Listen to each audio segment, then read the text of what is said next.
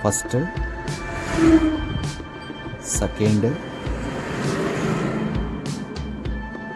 Third, fourth. Neutral. Super. One more. First,